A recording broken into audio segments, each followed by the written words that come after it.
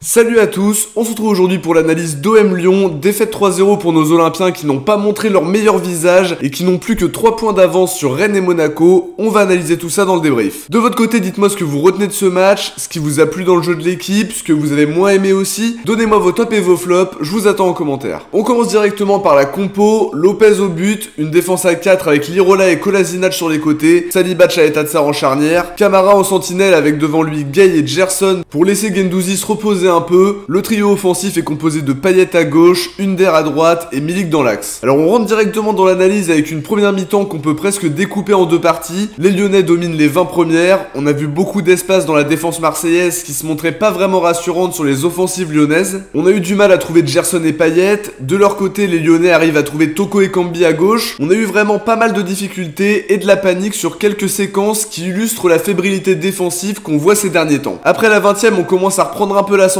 Faut bien sûr parler de la main de Dembélé avec une décision arbitrale que je comprends pas une nouvelle fois. La main est évidente et elle n'est pas sifflée du tout. Après les événements du Parc des Princes, c'était déjà vraiment abusé. Le penalty n'est toujours pas sifflé, c'est quand même incroyable. Derrière, il y a une très grosse occasion pour Milik qui était bien trouvé par Gerson. Le genre d'occasion qu'il faut pas rater parce que t'en as pas beaucoup des comme ça. On va dire que les deux équipes se sont neutralisées sur la première période. Un peu trop d'imprécision technique du côté de l'OM, du mal à trouver nos attaquants et une défense un peu trop perméable qui dégage beaucoup moins de sérénité que d'habitude, mais qui rentre au vestiaire sans avoir encaissé de but. En deuxième, on essaye de bien revenir après la mi-temps, mais ça va pas durer longtemps. Le but de Lukeba, je suis encore bien perplexe. Lopez se fait écraser le bras, on voit la trace, mais y a rien qui est sifflé. D'ailleurs, c'est même lui qui prend carton jaune pour la petite ironie. Une contestation qui était pourtant légitime. Nouvelle preuve qu'en Ligue 1, tu ne peux pas parler avec les arbitres sans être averti, tout en sachant qu'il y a peut-être hors-jeu aussi sur cette situation-là. Le match s'est aussi pas mal tendu entre les joueurs. Gauthier, il hésite pas à lâcher les cartons. Bon, malgré tout ça, Lyon, c'est quand même plus réaliste que nous. Le deuxième but, c'est bien construit. Gusto qui est seul sur l'aile droite, qui arrive à progresser avec le ballon. Le centre pour Dembélé est parfait et ça trompe Lopez. Une phase de jeu qu'on n'a pas réussi à proposer ce soir avec des centres qui sont pas très précis ou interceptés. Dans les duels, on n'a pas été aussi bon qu'eux. Physiquement, c'est peut-être compliqué d'enchaîner. Dans le jeu, on a montré un peu plus de déchets, beaucoup moins l'impression de contrôler le match. Dans ce qu'on a entrepris offensivement, on a manqué de précision et c'était l'une des clés de ce match. Le score est assez lourd malgré tout. La première mi-temps n'est pas catastrophique. Il y a cette fameuse erreur d'arbitrage qui aurait pu nous permettre d'avoir l'avantage à la mi-temps. Ça aurait peut-être été un tout autre match. On n'a pas réussi à contenir les transitions lyonnaises qui ont été bien plus précises que celles qu'on a proposées. Il y a des actions qui sont vraiment à l'image de notre prestation. Le raté de Milik, le raté de Bakambu, ça fait deux grosses cartouches de gâchés alors que ça peut être deux buts. On montre des signes de baisse de régime, mais faut surtout pas lâcher parce qu'on approche de la fin de la saison. On est toujours deuxième à la fin de ce match. On a perdu du terrain sur Rennes et Monaco à 3 matchs de la fin de la saison. Plus que 3 petits points d'avance et maintenant le faux pas est presque interdit. La différence de but sera favorable aux Rennais et actuellement les Monégasques aussi. La semaine prochaine on va à Lorient, on est plutôt bon à l'extérieur et faudra absolument prendre les 3 points là-bas pour conserver la courte avance qu'on a et éventuellement profiter des faux pas éventuels de Rennes à Nantes et de Monaco à Lille. Maintenant faut se concentrer sur la demi-finale retour contre Feyenoord. Faudra être vraiment très bon pour pouvoir arracher ce ticket pour la finale à Tirana. Ce sera évidemment pas simple non plus. On a une grosse fin de saison avec plusieurs matchs très compliqués qui auront énormément d'enjeux. On enchaîne sur les tops et les flops. Pour les tops, j'ai pas envie d'en citer vraiment un en particulier parce que j'ai trouvé que l'équipe était quand même vraiment passée à côté. Si je devais en citer, je dirais Camara qui a fait un match intéressant au milieu de terrain, bon à la récupération avec une bonne justesse technique dans l'ensemble. J'ai trouvé aussi Gay solide au milieu, très bon dans la conservation du ballon grâce à sa puissance. Mis à part ça, j'en ai pas vraiment qui me saute aux yeux. On va quand même en citer un dernier, le public du Vélodrome qui a été vraiment énorme avec une grosse ambiance et des tifos magnifiques pour encourager les joueurs. Sur les flops, Milik a eu du mal à peser, 2-3 séquences où il a été un peu impactant, mais dans l'ensemble c'est loin d'être un bon match avec un gros loupé en fin de première alors que le centre de Gerson était vraiment très bon. Under n'arrive toujours pas à peser dans le jeu comme il le faisait en début de saison. Dans le dur depuis plusieurs matchs, il est passé à côté ce soir. Bakambu de son côté rate une très grosse occasion aussi, lui qui aurait pu réduire la marque. Et dans tout ça on va rajouter l'arbitrage qui a été désastreux, entre main non sifflée et but injustement accordé. On peut même rajouter le petit corner qui est pas accordé en première mi-temps, ça m'a marqué. Enfin bref, encore une fois on peut se poser des questions. On passe aux notes. 4 pour Paul Lopez qui s'est pas montré très rassurant, pas responsable sur le premier but où il se fait écraser le bras. Il peut peut-être faire mieux sur le but de Dembélé en tout cas. Je l'ai pas trouvé non plus très impactant par ses relances. 4 pour Kolasinac qui n'a pas réussi à apporter offensivement, pas forcément toujours bien placé. Il est sorti après le premier but lyonnais. 4,5 pour Lirola qui tente d'apporter offensivement. Défensivement il peut mieux faire et en termes de centre je trouve qu'il doit gagner en régularité. 6 pour Saliba qui a fait un plutôt bon match dans l'ensemble avec de la solidité même si on a progressivement craqué de plus en plus. 5,5 pour Chaeta